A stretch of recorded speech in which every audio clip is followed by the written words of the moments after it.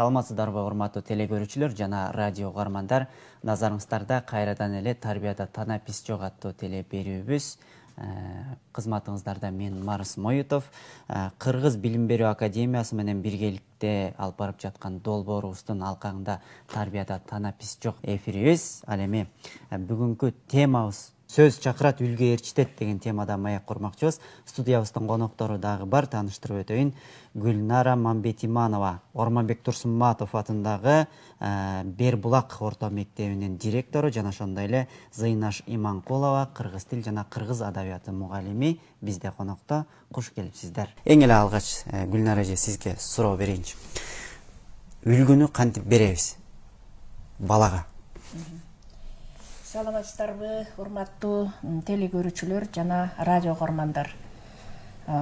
Тарбия берүү бул негизи бала төрөлгөндөн эле үй бүлөдөн башталат. Албетте, бала 6-7 жашка чейин үй бүлөдө тарбияланып, анан мектепке келет да. Ошон үчүн алгач тарбияны ата-эне үйдөн көрсөтүш керек да. Үлгү көргөзгөндө эми тарбия бергенде эң негизи айткан сөзү менен ар бир нерсеге көңүл буруш керек. Тарбия иши өзү негизи майда иш. Биз ошого кээде көңүл бурбай коебуз да. Эң негизгиси эле мисалы үчүн жанагы жеген конфеттин кагазын таштанды салган урнага сал, андай бас, мындай бас деп айрым учурда ата-энелер ушуга көп көңүл бурбай коюшат дагы. Мына ошол майда нерседен анан чоң нерсе уланып кете берет да. Эгерде үйдөн бардыгы таза үйдө тартиптүү жана маданияттуу, сүйлөгөн сөзү орундуу үй бүлөдө чоңойгон бала, анан ошондой тартип менен, ошондой тарбия менен алган бала анан мектепке келет дагы, ал тарбия мектепте андан да уланып, андан да бекемделет да. Анан айрым учурда ата-энелер өзлөрү бул тарбия берүүдө ата-эне өзү тарбиялуу болуш керек да. Анан өзү тарбиялуу болгон ата-энени көрүп аткан бала сөзүнөн дагы эң негизгиси өзүн көрүп, анан үлгү алат да. Өзүн көрүп, мисалы үчүн сүйлөгөн сөзү, кийген кийими, маданияты, ушунун баардыгын ата-эне ал эмес үйдөн өзү да таза кийинип, кийимин таза алып жүрсө, ушунун баарын бала үйрөнөт дагы, үлгү алат деген ушу да. Эң негизи тарбиянын баягы жеткен эң жакшы методу бул үлгү болуп эсептелет да. Ошон үчүн үлгү ээрчитет деген бул жөн эле сөз эмес да. Андан кийинки үлгүнү мугалимдер мектепте бере алабыз да. Ошондо балага көп сүйлөй берүүнүн кажети жок. Жок, сөз дагы керек. Анткени бала төрөлгөндө эле ошо маданияттуу төрөлгөндө эле бардык жагынан жетилген бала болуп чыкпайт да. Аны албетте биз сөз менен дагы айтып тарбиялайбыз. Бирок эң негизгиси өзүбүздүн ата-эне сүйлөгөн сөзүбүз менен, анан өзүбүздүн баскан турганыбыз менен, маданиятыбыз менен, анан өзүбүздүн баягы сөзүбүз менен ишибиз айкалышканда, анда ошондо гана бала ошолорду көрүп анан таасир алып анан тарбияланат деп айткым келип атат да. Сөз менен албетте жөн эле кыймылың менен эле тарбиялап берсең ал жетишсиз. Негизи бирок ошол кыймыл аракетибиз, өзүбүздүн баскан турганыбыз, сүйлөгөнүбүз эң чоң үлгү, бул тарбиянын жеткен чеги. Бирок негизинен баягы сөз менен дагы ар бир нерсени түшүндүрүп айтуубуз дагы керек, зарыл деп ойлойм да. Негизи бала 2-3 жашка чейин эле кулкун өзү калыптанат дейт го, Зыйнаш эже. Анан ошондо 2-3 жашка чейин баланын кылганы оюн эле да. Бала менен кошо ойнош керекпи? Эми мен бая күнү да бир ошо Жданов Георгий Владимирович деген новосибирскийлик профессор бар да. Ошо коомдук ишмер, анан кийин ошол көп ушул тарбия жөнүндө көп маселе айтат да. Ошонун бир эле мисалын көрүп, анан ойлоп койдум да, өзү ошол көрсөтүп атканда, мынтип көрсөтүп атат да, баш бармагын көрсөтүп атат да, анан кийин аудиторияга айтып атат, сөмөйүңөрдү көрсөткүлө деп атат да. Ошентсе бүт бардыгы баш бармагын көрсөтүп атат да.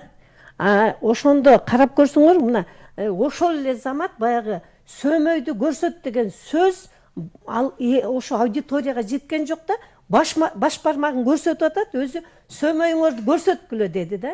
Бирок баш бармагын элдер көрсөтүп атат. Чоң адамдар. Ушунун өзү эле, чоң адам эле. Анан элестетсеңиз, ошо бала ошол көрсөткөн неме баягы көрсөтүү менен биз үлгү болот экенбиз да. Айткан сөз анчалык аябай таасирлүү болбойт экен да. Биз эгер өзүбүз сөзүбүз менен, мына Гүлнара Мазаралиевна айткандай, сөзүбүз менен ишибиз дал келбесе, ал тарбия болбойт да. Анын үстүнө деги эле илимдүүлөр, окумуштуулар айтып жатпайбы? Жанагы бала түйүлдүктө кезинен баштап эле бул тарбиялана баштайт дейт. Себеби дегенде, эгерде ата-эне ошол баланы күтсө, ошолго бир жакшы мээримдүүлүк менен, ыр-чыры жок, бир ошол бала 9 ай эненин курсагында жатып, анан төрөлсө, бул уже эле мындай эле бир жетишкендик деп эсептейм да мен. Ал эми 3-4 жаш деген бул фотоаппарат сыяктуу экен да. Ошол бала ата-эненин ошол чөйрөсүндөгү болуп аткан нерсени толугу менен тартып алат экен. Толугу менен тартып алат да, кийинки тарбиялар ошонун үстүнө курулган имарат сыяктуу болуп калат экен да. Андай болсо фундаментти биз ошо сиздин сурооңузга жооп 1 жашынан 4 жашына чейин түзүп коюшубуз керек экен да. Бул андай болсо ата-энеден, үй бүлөдөн кетип атат да, үй бүлөдөн. Жанагы мен да баягы күнү неберем менен отуруп алып биология сабагын окуп атам да. Анан ошондо айтат да, эң жакшы 6 класста биологиядан, анан ошо уруктардын эң жакшысы бул толук кандуу жанагы бышканы ана кайра жакшы түшүм берет деп атпайбы? Эми ушул жаратылыш өзү бир закон ченемдүүлүк баарыбызга тиешелүү да. Ошондо карап көрсөңөр, ошол урук ошондой жакшы түшүм бере турган болсо, анда элестетсеңиз, ошол ата-эненин ортосунда чоңойгон бала да толук кандуу бир жакшы тарбия алса, анда ал кийин келген мектепке да, мектептен алган тарбияны да жакшы сиңирет да. Андан кийин ошол баладан бир нерсе күтүүгө болот да. Анан негизи айтып коет го, көбүнчө энелер тарбиялоого көбүрөөк мүмкүнчүлүгү дагы болуп калат. Себеби ата иштейт да эртеден кечке. Анан ошондо көбүнчө энеден эле алып калганы жакшыбы, же ата кантип көңүл буруш керек, же болбосо тарбияга? Ооба, эне бала менен көбүрөөк болот экен. Анан эне менен баягы биологиялыктагы байланышы баланыкы көбүрөөк экен.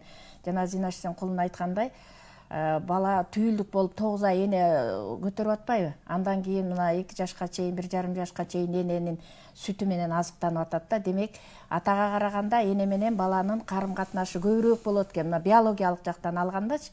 Андан кийин анан дагы кийин да чоңойтконго чейин, мектеп жашына чейин эненин колунда көбүрөөк болот экен. Эгерде эне иштебесе, анан атага караганда көбүрөөк байланышта болуп, анан энени байланышы көбүрөөк болуп, таасирдүүрөөк болот деп айткыбыз келип атат. Биз жанагы быйыл мектепке энелер мектебин түзөлү деп аракет кылдык, бирок азыр пандемия шарты кичине тоскоол болуп атат да. Энелер мектебин ачуун кандай? Эми ошол муну Баткен областынын Лейлек районунан Мадаминов агай ушуну түзүптүр да. Биз ошол кишинин тажрыйбасын жайылталы мектебибизге дедик деп ойлонуп атабыз да. Энелер мектебин түзүүнүн мааниси көп эле ата-эне биздей болуп, педагог болуп, педагогикалык билими жок. Анан ата-энени ошо баланы тарбиялоого өзүнүн баягы билими жетишпейт да. Анан баардык ата-эне бала төрөлгөндөн баштап балам мени бакса экен, жакшы адам болсо экен деп баары тилешет, бирок ошого деңгээли жете бербейт, билими жете бербейт. Анан агайдын методунда бул экен да, негизи энелерди окутуш керек экен. Эне боло электеби же эне болгондон кийин? Болгондон кийин балдар бизге келгендечи, ошону окутуп койсо, баланы кантип туура тарбиялайт, балага кантип таасирдүү болот, өзүнүн айткан сөздөрү, ошонун баарын эне үйрөнсө, анан баягы тарбия ишине балага көбүрөөк жардамдаш болот экен. Болгонго чейинки каалоочулар келсе деле абдан жакшы экен, бул делечи. Негизи чет өлкөдө мындай турбайбы? Бала өзү эне болгонго чейин энелер окуйт экен. Кантип тарбия. Баягы күнү мен да бир китеп окуп калдым. Японияда бир эне ал өзү техникалык билими бар экен да, бирок ошо өзү эне болоордо ошол педагогикалык институттан окуп билим алыптыр. Бул эне болгонго даярданып аттыр да, эне болуп ошо педагогикалык билим алып, баланы канткенде мен туура тарбиялайм деп. Караңыздарчы, демек бала тарбиялоого алардын ушунчалык маани берип аткандыгыңызчы. Биз көпчүлүгү ошо бала тарбиясына көп көңүл бурбай коебуз. Анан азыркы күндө ата-энелер көп эле мектепти жана мугалимди күнөөлөй берет. Отурган жерде эле мектепти айтышат, мугалимдерди айта беришет. Бирок ар бир ата-эне ойлонуш керек. Мен канчалык балама ошо тарбия ишине канчалык таасир бердим деш керек да. Анан биздин максат эми ошону менен биз окутуп, бул 60 сааттык программа 1 жыл ичинде, анан ошону менен биз баардыгын бере алабыз деп айта албайбыз. Негизги максатыбыз биз ошол ар бир үй бүлөгө китеп окууга көндүрүү, үйрөтүү деп ошону киргизели деп атабыз да. Анан бул ишти баштадык, бирок кичине пассивныйраак болуп атат деп айткым келет. Анткени биз ата-энени да мектепке көп чогултканга акыбыз жок азыркы шартта. Анан окуучуну дагы колубузда болбой атат, онлайн болуп атат. Онлайн болгондо бул ишибиз солгун жүрүп атат да. Анан ушул негизи энени окутуп, энени билимдүү кылып, тарбия иши кантип тарбиялайт ошого туура багыт берип койсок, анан китеп окуганга көнүктүрсөк, үй бүлөгө китеп көбүрөөк сатып алса, анан ушуга көнүктүрүп койсок, андан кийин китеп тарбиялайт. Мен айткым келет, китеп баланы да, энени дагы тарбиялайт. Анан энеге дагы, ата-энеге дагы китеп өзү эле багыт берип коет экен да. Анан үйдөн эмнени көрсө, анан эне китеп окуп отурса, бала сөзсүз китеп окуйт. Мен эми ушул жерден айткым келет, мен 2 жашта неберем бар үйдөчү. Анан бизде үйдө көбүрөөк окуйбуз китепти. Ошон үчүн болсо керек, эң жакшы оюнчугу китеп да. Анан китепти талаша берет, алып келип эле китепти окуп бер дей берет. Өзүнүн деңгээлине жараша биз айтып беребиз, сүрөттөрдү карап, жанан башка баардык китепти эле окуп бер дейт. Анан оюнчукка анча көп кызыкпайт, китепке кызыга берет да. Муну менен баягы үлгү ээрчитет дегенде деп айткым келип атат да. Демек бала ошо 2 жашка чейин эле үйдө китеп деген эң баягы көбүрөөк окуп атканыбыздан балким ойлосо керек, бул эң жакшы оюнчук го дегендей да. Ошон үчүн энелер таасирдүүрөөк болуп, энелер көбүрөөк бала менен аралашат. Анан ошол агайды айтат да, Капыр агай. Энени окутуп койсок, энени тарбиялап койсок, анда эне баласын дагы, атасын да тарбиялап коет дейт да. Деп айтып атат агай. Анткени болбой эле баягы үй бүлөдө көбүрөөк аял жолдошун, эркектер жана энени балдар угуп атпайбы? Анан ошон үчүн эне дагы жана биологиялык жактан дагы көп 5 факторун келтириптир агай. Балага жакындык боюнчачы, ошон үчүн энеден балага көбүрөөк өтөт экен тарбия. Ошондо менин түшүнүгүмдө агайдын ойлонуусу боюнча эне башчы болуш керек үй бүлөдө жагында. Жок, мен үйдө башчы деп айткым келбейт. Албетте ата башчы болот, ата башчы болгон эң туура. Бирок мисалы үчүн мен дагы педагогдун үй бүлөсүндө тарбиялангам. Анан атамды дайыма үйдө койчу да, анан мынтип айтчу да, атаңарды уят кылбагыла, атаңар мугалим болсо, өзү элге үлгү болуш керек. Ушул эле бир эле сөзү бизге таасирдүү болчу. Анан атабыздын үнү чыккан жерде биз абдан мындай сезчү элек да. Атабызды мындай авторитет кармачу да. Анан атаңар деп мындай өзүнөн да атабызды үйдө көрчү. Тескерисинче ушуга жеткириш керек. Атанын таасири атабыздын бир айткан көзүнөн эле, көз карашынан эле сезип калчубуз да. Ушу атама жакпай калды окшойт, атама туура эмес болуп калды бул деп. Ушул апабыздын сөзүнөн улам биз атабызды апабыздан да үйдө көрчүбүз да. Ушуну айткым келип атат менчи. Атанын ошончолук таасирдүү экенин эне жеткирет. Эне жеткирет да. Анан мындай сөз бар койчу. Кыздар менен апасы ачык сүйлөшүш керек, балдар менен атасы сүйлөшүш керек дейт. Канча жашынан башташ керек жана канчалык деңгээлде? Эми ошо уядан эмне көрсөң учканда ошону аласың деген кыргыз элинде кеп бар эмеспи? Ошо мага да ошо канча мугалимден, канча мындай бир лекцияларды угуп, тарбия жөнүндө уксам да, мен энемдин тарбиясы эң негизин түзгөн, басымдуулук кылган тарбия экен деп эсептейм. Себеби дегенде менин апам да абдан көп окуган, китепти аябай, анан өзү билимдүү ушундай китепти көп окуган адам эле. Атабыз да мугалим болчу да. Негизи ошо мугалимдердин балдары мугалим боло береби деген ой кетет.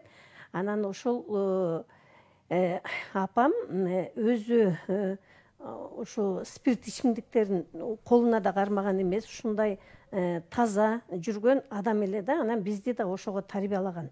Анан мен ошо окуп жүргөндө да бир да жолу өзүм колума кармабаганым ошол энемдин таасири деп эсептейм. Анан өзүбүз ушу мектеп ачылганда, ушул мектепке мен директор болуп калдым. Биринчи 15 жыл, 14 жыл директор болдум. Анан кийин Гүлнара Мазаралиевна өткөрүп бердим да. Эми ошол мектепте иштеп жүргөндө да алгач эле өзүңүздөр билесиңер, Советтер Союзунун убагы 96-жылы ачылды. Ошол кезде мектепке ата-энелер баягы мугалимдерди куттуктайбыз же дагы майрамдарда ошо шампанын көтөрүп ушинтип келгенде алгачкы менин ушул мага жакпаган нерсе ушул болду да. Мен ошону токтоттум. Бизге ушул жерде таза наристелер ушундай бир билим алабыз, тарбия алабыз деп атса, анан биз ушуларды алып келгенибиз эң туура эмес деп ошол жерден ата-энелерге айткандан кийин алар экинчи жолу алып келген жок. Ошону менен токтоду. Биздин мектепте ошо канча семинар болобу, кандай бир нерселер болсо да эч качан ичимдик болгон жок да. Ушул баягы балдарга үлгү болуп калды. Эми ошол үлгү кийин ошо балдар да, кыздар да ошону айтып калышат да. Биздин мектебибиз, биз аны сырттан угуп калабыз да, биздин мектебибиз ушул жагынан эми баягы дагы эле баягы үлгү болуп атабыз да, ошол жагынанчы. Эми бул кичине болсо да, бирок бул чоң баягы баштала турмуш майдадан байкабай тааны майдадан дейт го. Бул бир башында бир жөнөкөй эле бир кичинекей нерсе болгон менен элестетсеңер, биз да ошол жерде ичип отурсак, анан балдарыбызда эмне деген биз үлгү болобуз да. Ал эми ата бул жанагы канча жашынан баштап ата үлгү болуш керек деп атпайсыңбы? Атанын бул жерде ролу абдан чоң. Себеби дегенде ата ошол үй бүлөнү материалдык жактан толуктап таап келет. Анан ошол таап келген оокат кандай? Адалбы же арамбы? Мына ошого көңүл бөлүшүбүз керек да. Себеби дегенде мен түрк элине белгилүү Саид Нурси деген аалымдын окуп отурсам, ошондо айтат да, ушул мектепте ушунчалык зээндүү бир окуган китебин эстеп кала турган ушундай сонун бала экен да. Анан ошондо мугалим таң калат да, бул баланы ким тарбиялады экен, ата-энесин барып көрөйүнчү деп үйүнө барса, атам уй кайтарып келатат дейт да. Ошондо тиги мугалим карап турса, атасы уй айдап чын эле келатат. Анан кийин уюнун немесине, оозуна чүпүрөк байлап коюптур да.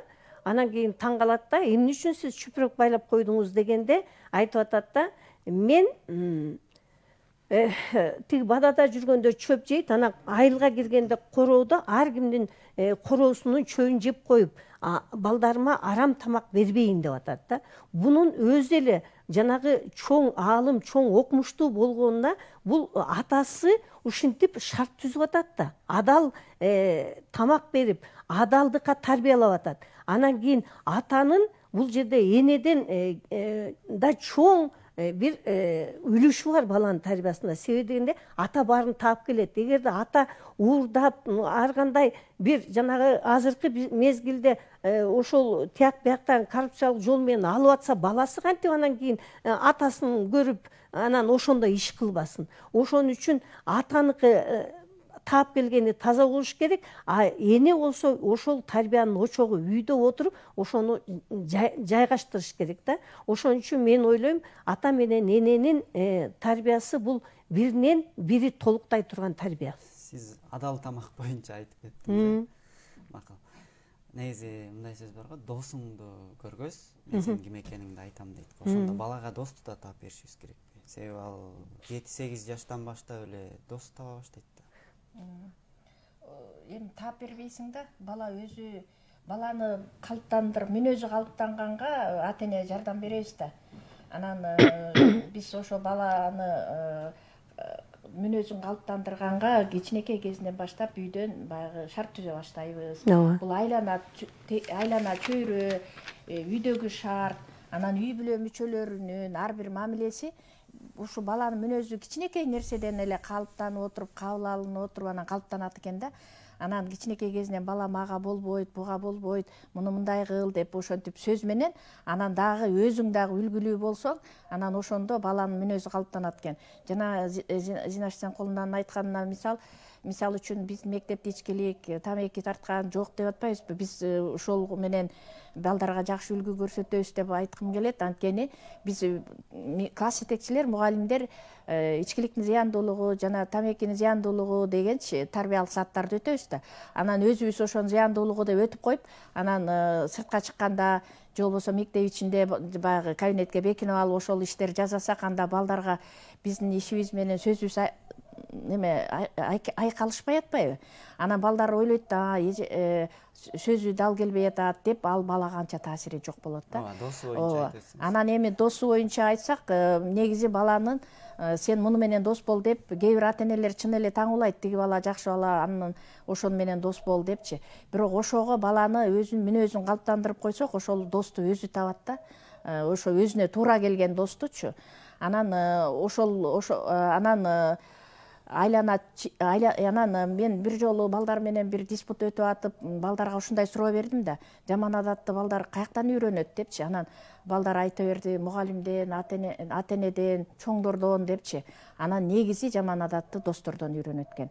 Албетте достор кандай болсо, ошол чөйрөгө түшүп, анан жаман адатты үйрөнөт экен. Эгер жакшы достор болсо, анда жакшы жактарын үйрөнөт экен да. Анан багыт берет экенбиз. Биз ата-эне багыт беришибиз керек экен. Ушул чөйрө менен, могу балдар менен ушундай жакшы чөйрөгө менен дос бол, ушуну менен мамиле түз деп багыт беришибиз керек экен. Анан таңуулап, сен ушун менен дос бол дегенибиз, анда ал бала мамиле түзө албайт да.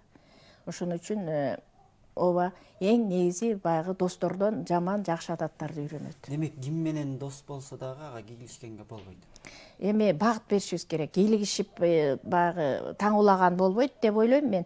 Бирок багыт берип, кичине оюбузду айтышыбыз керек да. Негизи балдар каалаганын алдырат эмеспизби? Ата-энеге эркелеп, жанан акчанын кыйынчылык менен келгенин кантип түшүндүрө алабыз аларга?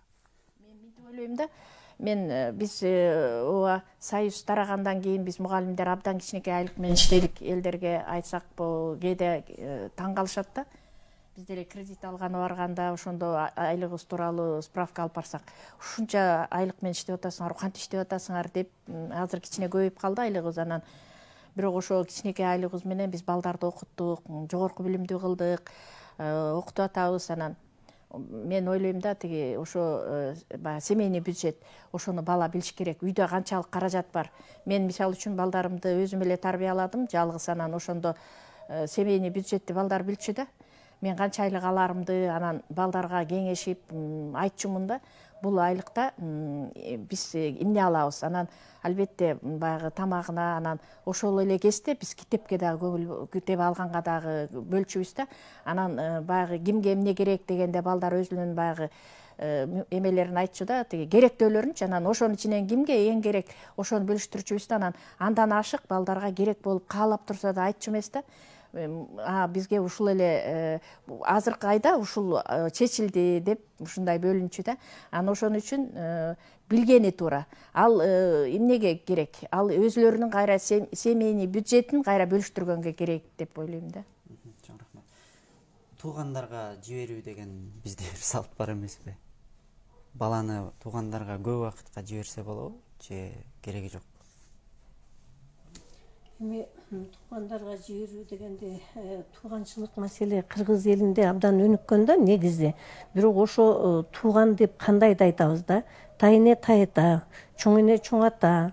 Негизи баланын толук кандуу тарбияланышы үчүн бул чоң эне чоң атанын да, тайэне тайтанын да, анан кийин ошол эле тайжелердин, тайкелердин, кайра эле атаңын бир туугандарынын таасири өтө чоң.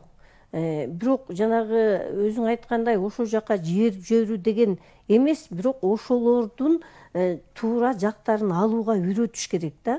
Анан кийин тайненин да, тайтанын да болгону баягы бала өзүн толук кандуу сезет. Кээ бирлер тайнеси жок болгондо мен тайнем жок турбайбы, тайтам жок турбайбы деп же чоң эне чоң атам жок турбайбы деп ошол жерден да балада бир кемчилик сезилет да.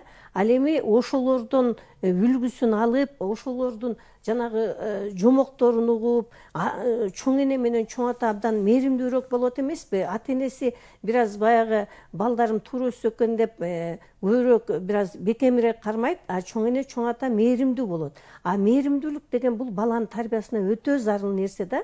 Мисалы үчүн жанагы мен моунду айткым келип кетип атат да. Мисалы үчүн жанагы жылан баканы жерде ушундай бир заар менен караганда бака өзүнүн жана секире турган абалын жоготуп коет экен да, буту баспай калат экен да.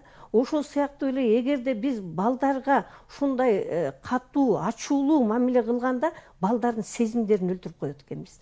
Ал эми биз мээримдүүлүк менен жакшы мамиле кылып отурсак, балага болгону ошол жанагы туура эмес нерселерди бул туура эмес деп айта берген менен балада сезимдер бар да, ошону кылгысы келет, жасагысы келет. Анан бирок ошону сезимдерди тарбиялаш үчүн биз ошо фактылар менен ушул жашоодо болуп аткан нерселерди көрсөтүп, балам ушунун натыйжасы момундай болуп калбадыбы, карачы. Окубаган бала эмне болуп атат, же болбосо ата энесин укпаган бала эмне болуп атат деп ошол тажрыйбалар менен айткандан кийин баягы сезимдерин тарбиялайбыз да. Анан ошондо баягы ата эненин да өзүнүн, чоң ата, чоң эненин да өзүнүн, тайне тайтанын да, тайкелердин да ар кимисинин өзүнүн баягы бир үлүштөрү болот да баланын тарбиялануусуна. Анан кийин ал бала ошол жакындыктарды сезет. Биз бул болбой Европа же башка эмеспиз да, бизчи Америка эмеспиз. Мисалы үчүн бала төрөлөр замат башка комнатага жаткызып кое турганда, биз баланы кучактап жатабыз. Эч бир баланы кучактап атып өлтүрүп койду деген туккан эмеспиз. Ошол бала кучактап эненин койнунда жатып атып, анан кийин бала энеге жакын болот. Ошентип отуп бала жакын болуп кийинчерээк ошо эне атаны багат. Алар болсо 16 жаштан кийин жанагы өзүнчө жаткан бала өзүнчө окат кылып кетип атпайбы? Бизде ошол бир туугандык, жакындык сезимдерди тарбиялаш үчүн биз эч качан ал бирөөнүн туугандарына барып келүү дегенди токтотпошубуз керек. Бирок ошол эле мезгилде такыр эле узакка таштап коюу да болбойт да. Ата эненин бир уруксаты менен же ата энелердин көзөмөлү менен барып кайра келиш керек да. Жанында жүргөн бала кантип өз алдынчалыкка үйрөнөт? Кандай? Ата эненин жанында жүргөн бала же үйрөнө береби? Ата эненин жанында жүрүү менен сен ошол өзүңдүн баскан турганың менен үйрөтүп атасың да. Анан өз алдынча болгондо жанагы мен айтып атпаймынбы, 3-4 жашка чейин ал ошол жанагы бүт аппараттай болуп, фотоаппараттай болуп бардык ата эненин жасаган нерселерин бардыгын тартып алып атпайбы? Андан кийинки биздин жасагандарыбыз ошонун үстүнө имарат сыяктуу курулуп атат да.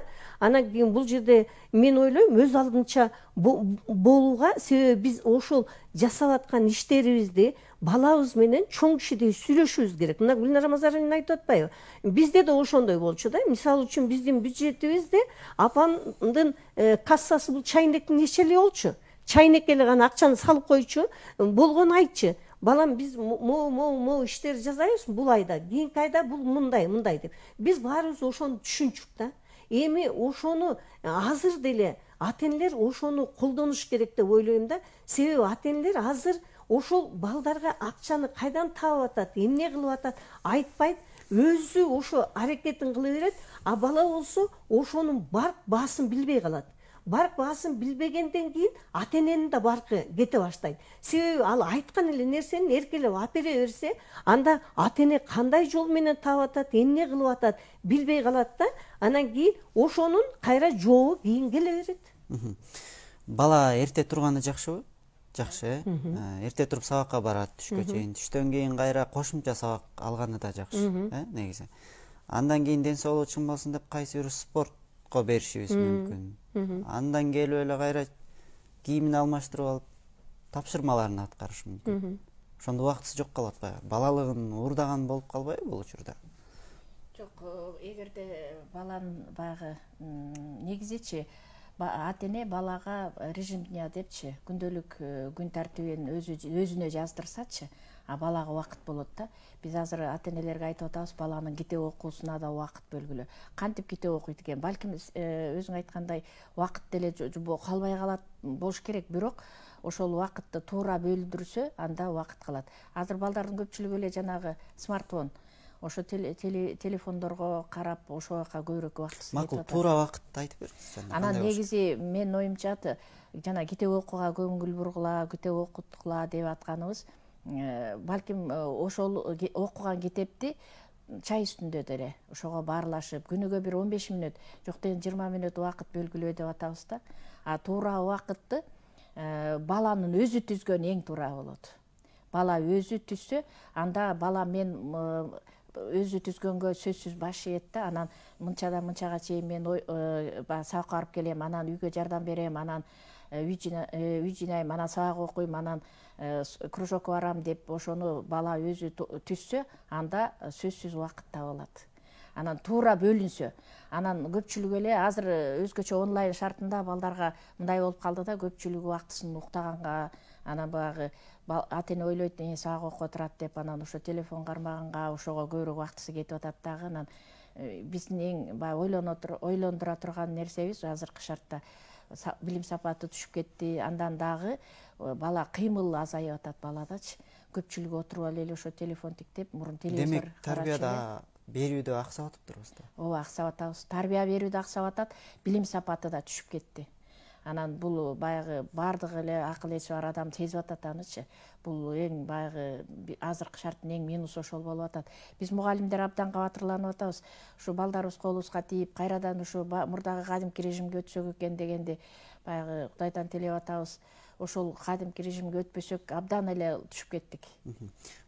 Бала жаңы мектепке келген учурдан үй бүлөсүнүн абалын ойлонуп, баамдасаңыздар керек мектептен. Бала келгенде эле биз азыр социалдык картасы түзүлөт. Анан биз аны ата-эненин баягы эмесин, үй бүлөлүк статусун түшүрбөй, баланыкын да түшүрбөй көнгө аракет кылып биз жекече изилдейбиз. Анан ата-энени жалгыздатып сурап, анан мен мектепке бала кабыл алганда эле каяктан келдиңиз, анан каякта иштейсиз, канча балаңыз бар деп ушунун баары суралат. Анан кечирим сурайм, сиз кечирип коюңуз, үй бүлөлүк баягы жекече эмеге көңүл буруп ошого кирип атам. Кээде жардам керек болот, кээде сизден бизге жардам керек болот, мен ошон үчүн сурап атам деп түшүндүрсөм, ал түшүнүп ачылып берет. Анан биз ошондой керек муктаж болгон үй бүлөлөрдү каттоого алып, анан мектеп керек мүмкүнчүлүгүнө жараша жардам беребиз. Ал эми айрым учурларда спонсор таап, айыл өкмөтүнөн, райондон ушундай жардамдар болот да. Анан биз ошон үчүн ар бир балага өзүнчө көңүл бурганга аракет кылабыз. Жана берилген жардамды дагы кээде мугалимдер берип калабыз. Биз ошону баланын бут кийимин карап туруп, ушул бут кийими баягы жараксыз экен, бала болбой эле сабакка келип атыптыр, суу өтүп атыптыр деп мугалимдер бири-бирибизге сүйлөшөбүз дагы. Биз ошону ар бирөөбүз алып барып бербейбиз. Бул баланын баягы жекече баягы өзүнүн кем сезип калат да. Балдардын көзүнчө да бербейбиз, биз аны класс жетекчиге эле, бир эле кишиге бердиребиз. Анан ар бирөөнө көңүл буруш керек да, баланын чөгүп кетпеш үчүн. Үй бүлөдө тарбияда өксүп калган баланы мектептен тарбиялоо кыйын болуш керек. Негизи кыйын эле. Бирок баягы ошол жанагы мен башында айткандай, ошо ата-эне бир толук кандуу баягы биологияда айтылгандай, ошо урук жакшы жеткилсе, анан кийин мектепке келсе дегендейчи. Ал эми ошол мектепке ошондой өксүк балдар келип калганда, биз ошол бала менен өзүнчө сүйлөшүүгө аракет кылабыз да. Өзүнчө мен мисалы үчүн класс жетекчи катары жүргөндө да ошондой балдарды байкап, анан кийин ошону менен бир калып, сүйлөшүп, анан баягы жан дүйнөсүн тартууга аракет кыласың да.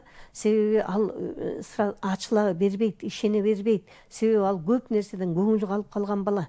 Баягы биз баланы жашынан деп коебуз го, ийилчек деп. ошо ийилчектиктин да бул жаман жагы болуп атпайбы? Жаман нерсени да кабыл ала берет, жакшы нерсени да кабыл ала берет. Ошо мезгилде биз кармап калган, аракет кылган учурлар көп болду да. Ошентип абдан сүйлөшүп, анан кийин энесин да жаман көрбөөгө, энеси эгерде ошондой туура эмес болуп атса, эми турмуш абалынан ушундай болуп атат деп ошентип сүйлөшүп отуруп, анан кийин бир ишенимге киресиз да. Анан ишенимге киргенден кийин бала өзү айтып, жеңилдеп, анан бир ишеничтүү адам бар дегендей бир анда бир неме болуп калат да. Сырдаш болуп, анан кийин баягы дос катары, эне катары, мугалим эле эмес ушундай болуп калган учурларыбыз көп болду биздин мектепте да. Анан көбүнчө байкаганыбызга караганда азыркы кыйын адамдардын көбү эле интервью алып калсаң, балалыгымда аябай шок болчумун, биринчи атаман болчумун деп айтып беришет да. Анан көбүнчө ошондой шок балдар кийин мыкты адам болуп чоңоюшат. Эмнеге? Эми Класста мен эле тентек болчумун дегендер бар да.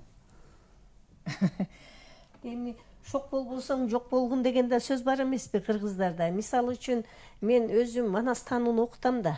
Анан кийин ошо балдар менен отуруп окуганда, анан кийин Манас жанагы кичинекейинде тиги жылкыларды кайтарып жүрүп, анан өздөрүнчө козу союп, анан ошол жерде неме кылат эмеспи? Мында азыркыча айтканда шашлык кылат го.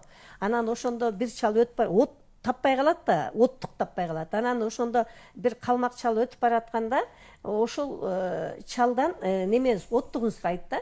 Оттугун сураса, ал ушунчалык бир кемсинтүү менен, бурут, сен эмне деп атасың деп момундайынан урушканда, тиги неме Манастын ачуусу келип кеткен да. Ошондо баягы Манас аны аттан тартып алып туруп, анан кийин оттугун да кестигин да алып коет эмеспи? Ошондо биздин балдарга да суроо келет да. Мен да ушундай суроо берем. Ушул жерде Манас атабыз, баатыр ушундай деп атабыз. Эми ошо чалды ушинтип чыштаганы туурабы деп атпайлыбы? Эми мындай карап көрсөң, ошол кичинекей баланы да кемсинткенге акысы жок болчу чалдын. Ал жакшынакай кылып Манас атабыз сурады. Анан Манаста эгерде ошондой бир мындай неме жок болсо, жанагы бир патриоттук сезим, ушундай бир кыргыз бурут дегенди кемсинтип атканда, ал тура калбаса, шок болбосо, анда ал жоош болуп бөлбүрөсө, ал үй бүлөсүнө деле эмес, мекен эмес, үй бүлөсүнө деле жарай турган адам болмок эмес да. Ал шоктуктун өзүнүн бир сонун касиеттери бар. Эгерде шок болуп, бирок ошону түшүнүп атса, анан кийин шөлбүрөп, бөлбүрөгөндөн да пайда жок болуп калат. Ошон үчүн бул жерде шоктуктун эң жакшы жактары бар. Шоктук бул көп нерсени байкамдуу болушат. Кээде бизди жанагы отличник балдарыбыз бирке мындай көп жашоодо өз ордун таппай калганы, ал практичный болбой калат да. Себеби дегенде ал жашоого ыңгайланыша албай эле баягы жаттама болуп калганы. Ал эми шок балдар болсо, ошонун баардыгын тияка бияка бир өз ойлорун жүргүзүп, эң аянда туура жыйынтык чыгарып атканы. Бул шоктукту биз жаман деп айта албайбыз. Шоктук бул жакшы. Мугалимдер тыя беришет го. Жок, шоктук менен кошо эле баягы акылдуулукка үйрөнсө, ошо айткандай жанагы мыкты инсандар айрымдары деп атпайбызбы, ошолор акылдуу болсо, кийин өзү токтолуп акылы жетик болгондон кийин кайсы жагы туура экенин өзү баамдап алат депчи. Албетте биз тарбиячы болгондон кийин биз дагы тыябыз. Бирок биздин мектепте чакканда, мектебибиз чаккан 406 окуучу окуйт, даярдоо классын кошпогондочу. Анан бизде өзүбүздүн принциптерибиз бар да, жазылган жана жазылбаган баягы эрежелерибиз бар деп айткым келет. Анан ошондо балдар билишет. Биз сүйлөшүүдө эң биринчи баланын сөзүн угабыз. Ошо шок болгон тентек кылды ошол бала, эмне үчүн ушундай болду деп баланын сөзүн угабыз. Анан айрым учурда бала деле, шок кылган бала деле туура болуп калат. Мугалимге карата же болбосо бир чоңдорго карата же кыздарга карата мамилесинен баланыкы деле туура болуп калат. Анан биз туура болсо, биз сен туура кылдың дебейбиз, бирок ошону башкача жол менен жеткир, сен мынтсең болмок деп жеткиргенге аракет кылабыз. Анан биздин ошондой мамилебизди, биздин ошондой эрежебизди балдар туура кабыл алышат, жактырышат деп айткым келет да. Демек, биз баягы айрымдардай болуп эле, баягы кыйкырып эле баланы басып эле баягы тартип бузганын кечке күнөөлөй бербейбиз да. Эң негизги туура айтканына, анан баягы мойнуна алганына бул жигиттик деп кээде ушундай туура кабыл алып, анан баланын оюн баягы кээде балдар бизди жактырат, демократичный мектеппиз депчи. Баланын биринчи оюну кабыз, тентек кылган баланын дагычы эмне болду, кайсы жерден кандай болуп кетти дегенде, анан баланын ою туура болсо, биз аны дагы эметип, бирок баба тарбия жагына салып сөзсүз баягы багытыбызды көрсөткөнгө аракет кылабыз да. Негизи мектепке келгенден кийин эне ата ойлонушу мүмкүн. Мен баламды кичине туура эмес тарбия берип алып турмун.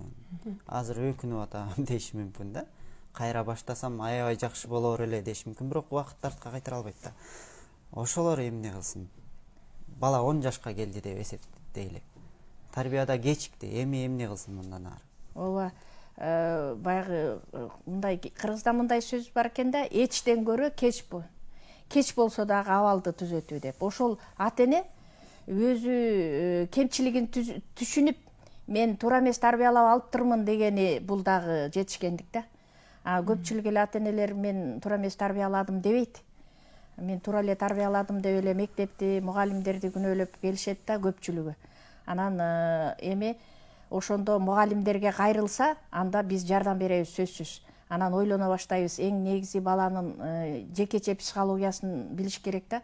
Бала кайсы жерден жетишпейт, кайсы жерге кандай тарбия бериш керек дегендичи.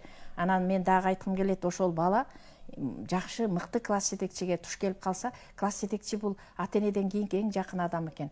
Жана эже айткандай, ошол баланын жан дүйнөсүнө жетип, ошонун баягы ачылуусуна жүрөгүн ачып, ошо сырын ачууга жардам берсе, анда бул эң мыкты класс жетекчи. Анда ошол класс жетекчи багыт бере алат, сырдашы болсо, анда бала кийин деле өзгөрүп кетиши мүмкүн да. Ошого эч качан кеч эмес. Бул неме да, жанагы могу кайра куруу болуп калбадыбы? Ошол мезгилде балдардын тарбиясы өксүп калды да. Себеби дегенде ошол кезде биздин мамлекетибиздеги бир кыйынчылык болуп жумуш издеп ушинтип калган мезгилде бир гана ошо материалдык жактан балдарды бир эме канааттандырайлы деген максат менен эле базарда да, тиякта да, биякта да иштеп калган мезгилде балдар каралбай калды. Ошол балдары азыр келип атат да. Ошол ата-энелер өздөрү китеп окуган жок көптөрү. Анан кийин кайра эми балалуу болуп туруп, өздөрүнүн балдарын кантип окутушубуз керек дейт да, бирок өздөрү китеп окубай, китептен алыстап калышкан. Анан кийин эң негизгиси бул билимди эле эмес экен. Бул эң негизгиси материально жакшы жашашыбыз керек экен деген ойдо эми ойлор өзгөрүп атат да. Азыр биз карап атабыз да. Биз ошол мезгилдерде бир ата-энелер баягы балдарынын тарбиясын биз директор болуп отурганда алып келишет да, могу баланын тарбиясы аябай начар экен, ушундай деп мугалимдер алып келгенде карап туруп анан ата-энесин чакырасың да. Ата-энесин чакырсаң, ата-энеси да баягы сөзгө түшүнө албаган бир адамдар болуп калганда, ортодогу жанагы вакуумда китеп окубай калган адамдар. Анан ошол ата-энени карап, анан кимисин тарбияласам деген ой кетет да. Ата-энени тарбиялайбызчы, баланыбы дегенчи. Ушунчалык кыйынчылык бир мезгилдер өттү. Анан кийин эми азыркы мезгилде дагы улам эми заман деген ушунчалык тез баягы кетип атпайбы? Ааламдашуу мезгили болуп, билим деген бул окубай кое турган нерсе эмес экен. Билимдүү адамдар баары бир керек экен. Билим алышыбыз керек экен деп ата-энелер азыр аябай суусап атат билимге. Бирок ошол эле мезгилде балдарын жанагы азыркы мезгилдеги могу телефондон башка нерселерден алып чыгуусу кыйын болуп атат да. Биз ошо ата-энелерди анан жанагы энелер мектебин ошонун негизинде түзүп атабыз да. Себеби энелер менен сүйлөшүп атабыз. Анан энелерди ошо мен өзүм классым менен ошо август айында мисалы үчүн чогултуп алып, анан айттым да, кымбаттуу энелер, ушул балдар абдан китептен алыстап атат. Эгерде биз эне күйбөсөк, анда ким күйөт? Аталарыбыз болсо талаада жүрсө, жумушта, тамак силерге бир материальный тамак таап келебиз деп атса деп, анан ошентип энелерге сүйлөшсөм абдан кабыл алышты да. Анан ошентип биз китеп сатып алдык. Ошо 5, 6, 7, 8 4 класска китеп сатып алдык да, ата энелер өздөрү сатып алышты да. Анан кийин эми ошону эне менен бала чогуу окуса, окуй бер деп койгондо эч качан окубайт да. Анан бала да, эне да окуй турган болушту да. Эми канчалык деңгээлде окуйт, жок дегенде бир 60-70% эне деле окуса, бала деле окуса, анан экөө чогуу окуп отурса, андан ары кызыгып кетет го деп ойлоп атабыз да. Анан кызыгып ошентип баягы эң негизгиси бала китепти окуп түшүнө баштаса, анан турмушту түшүнүш да жакшы да. Негизи биз көп нерсени китептен алдык да. Эң негизги катачылыктарыбызды санап өтсөңүздөр.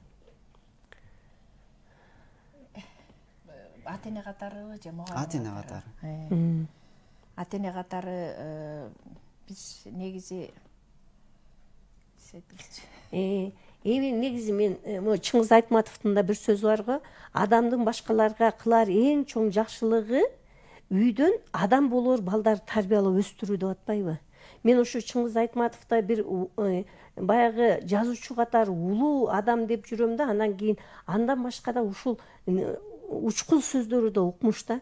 Эми ошо адамдын башкаларга кылар эң чоң жакшылыгы үйүндө адам болор балдар тарбиялоо деп атпайбы? Биз ушудан кетирип атабыз да. Эң негизгиси биз болсо ошо Советтер Союзунун убагында бир баягы мен Советтер Союзун жакшы деп айткандарга өтө кошула албайм. Себеби дегенде биз маңкуртта эле болуп жүргөн экенбиз. Ошо барабыз, эркектер менен кошулуп чуркап жумуш кылабыз, кайра келебиз. А бирок балдарга көңүл бөлгөн эмеспиз да. Балдардын тарбиясына дагы жакшы биз өзүбүз туура жүргөндүктөн баягы ошол балдарыбыз ошо биздин үлгүбүздү алып туура болуп калганына шүгүр кылам да. Себеби ал эми башка баягы башка кызматта жүргөндөр ошонун тарбиясын алып да тескери кетти деп ойлойм да. Ошон үчүн бул ошол баягы бул мамлекет да көңүл бөлө турган нерсе да. Себеби дегенде ошо баягы имарат кирпичтен курулгандай эле үй бүлөдө ошо жанагы мамлекет да үй бүлөдөн курулуп атпайбы? А үй бүлөдө эгерде биз жакшы баланы тарбиялабасак, анда биздин кылган жакшылыгыбыз кайсы? Ошол жакшы балдардан анан кийин жакшы мамлекет түзүлүп атат да. Жакшы мамлекеттен анан кийин алдыга кетип атабыз да. Биз ошо балдарыбызды өксүтүп койдук ортодо. Анан кийин ошо тарбияны бере албай калдык. Мен ойлойм да, эң негизгиси аталар кыйын болуш керек, күчтүү болуш керек аталар. Аталар күчтүү болуш керек да, энелерди жанагы бала чоңойгончо 3-4 жашка чыкканча энени үйгө отургузуш керек. Ошол баланы тарбиялап, ошолго китепти да окуп, анан кийин эмне туура экенин, анан өзүнүн баскан турганы менен, тамак жасаганы менен эле ушуну менен тарбиялап отурса, бала туура жолго түшүп кетет да. Анан биз ошол кезде баары бир бизде ушулар кеткен экен деп коем да. Андан кийин дагы биздин ошол кемчиликтерибизден деп эсептесем, эми биресе кемчиликтер эмес, бирок биз ошол мезгилде мектепте жанагы кызыл чайды атышты, мектептин тарбиялык иштери эмес, башка иштер менен алек болуп калдык да. Өндүрүштүк иштер менен алек болуп калдык. Мен өзүм ошол директор болуп жүргөндө өтө жакшы мугалим болдум деп айта албаймын да. Ошол мен директорлуктан кеткенден кийин өзүмдүн кесибимди дагы баалап, дагы сүйүп иштей баштадым да. Себеби дегенде мен түзмө-түз ошо кыргыз тили адабиятын берүүнүн өзү эле бул балдар менен жан дүйнөсүн өзгөртүү, тарбиялоо, китепке жакындатуу, ошол балдардын жанагы эми бул деген бир баягы дыйкандардай болуп жазда сепсең күзүндө эле эгин ала койбойсуң да. Бул балдардын тарбияга биз ошо берген тарбиябыздын жыйынтыгы бир 10 жылдап, 20 жылдап, 30 жылдап көрүнөт экен. Анан кийин бирок мен кээ бир окуучуларыма бир жакшы сөздөрдү бирөөлөрдөн аркылуу угуп калганда мага ушул чоң бакыт да. Бир жакшы эле кылган экенмин деп. Өзүм манас таанууну окутуп атканда да дайыма ойлоп коем да. Мисалы үчүн биздин мектеп кичинекей болгондо кружок да жок болчу, эчтеке жок болчу. Бирок мен балдарга айтчым, мен эгерде кийин мен жөнүндө ушул эже манасты окутуп, бизде ушундай бир манас эпосунда бул эми укмушта чоң бир тарбия жатат да. Баягы жүлүнгө жетер кеп айткан дегендей бир ушундай бир жете турган сөздөр Манас эпосунда да. Эми ошону баягы балдардын бир жүрөгүнө жеткизе алсам, ушуларда бир адамдык сапаттарын өзгөртө алсам деген максаттар болуп атты. Анан ушунун өзү да баягы балдардын тарбиясына чоң таасир этти да. Ушуну эле балдар эстеп койсо деп коем да. А башка материалдык нерселер булар кетип келе берет экен. Аны көрүп эле жатпайбызбы? Баягы неме айтат го, кете берет экен да бул дүйнө. Баягы дүйнө кете берет экен, бирок жанагы жакшы кылган нерселерин гана калып калат экен да. Улуулардан көп угабыз. Биздин учурда тарбия аябай жакшы болчу. Азыркы жаштарда тарбия жок деп айтып калышат. Чын элеби? Мен эженин сөзүн бирок эже айтып өттү, СССР учурунда тарбия жок, жакшы эмес болчу деп да айтып өттү. Жок, эми тарбиянын жаман мындай деп айтып атам да, энелер балдар менен отурган жок деп атам. Бирок баскан турганы менен үлгү болуп атты да. Бирок энелер чынында бала менен отуруш керек экен. Бала менен отуруп, ошолордун тарбиясына көңүл бөлүш керек экен. Баягы эркек менен аялдын укугу бирдей эле кошо жарышып жүргөндө балдарга көңүл бөлүнбөй атпайбы? Ошол да. Сизге мен кошумчалап айтып кетким келип атат да, үлгү ээрчитет дегендичи биз азыр жаштарга, балдарга туура эмес тарбия берип атабыз. Кайсы жагынан? Мисалы үчүн бул Кыргызстанда 3 жолу президент алмашты. Анан биздин азыркы мындай жетекчилерибиздин көпчүлүгү эле баягы эптеп бийликке жетиш керек, анан ошол жактан алыш керек, жеш керек дегендей түшүнүк болуп атат да. Мен ушуну биз үлгү көрсөтүп атабыз да. Анан биздин ошолордун иштеген иши, баскан турганы үлгү болсо деп айткым келет да. Ошону менен эле алар ушул баягы чоң тарбия берет эле. Союз кезинин бир жакшы жери ушул жетекчилерди абдан жакшы коюп, жакшы тарбиялап, баскыч менен кетчү экен да. Анан биздики ошол жок болуп атат. Дагы мен ошол мурдагы жакка кайрылып, коомго кайрылганда улуулардын үлгүсү абдан таасирдүү болчу экен да. Мисалы үчүн чоң ата, чоң апалар отуруп алып жомок айтып берип, ыр айтып берип, китеп окуп берип дегенчи азыр эмнегедир ушул жок болуп бараткансыйт да. Анан үйгө бир таасирдүү конок келсе, бир жакшы адамдар келсе, ошолор бир жакшы аңгеме куруп берер эле. Азыр ошол улуу мундагылар отурса, конокко келгенде эле саясатты сүйлөшө беришет да. Мага ошол дагы көп жага бербейт, бирөөнү жамандап, бирөөнү жактагандарчы. Анан ушу таасирдүү сүйлөп, тескерисинче бир балдарга тарыхты айтып, бир санжыраны айтып, бир жакшы ата бабасынын бир жакшы эмелерин айтып берсе, балдарга ушул үлгү болот беле деген ой кетет да. Анан эми ушул жагынан биз балдарга көбүрөөк таасир берет экенбиз да. Суроомду унутуп калдым. Эркин микрофон берейин. Коштошуу. Акыркы сөз. Ушу биздин дагы көйгөйлүү маселелерибиз могу мигранттар болуп атпайбы, Ошо ата-энелер балдарын тыштап коюп, анан кийин могу бир неме жашообузду оңдоп алалы, анан кийин келебиз деп атпайбы.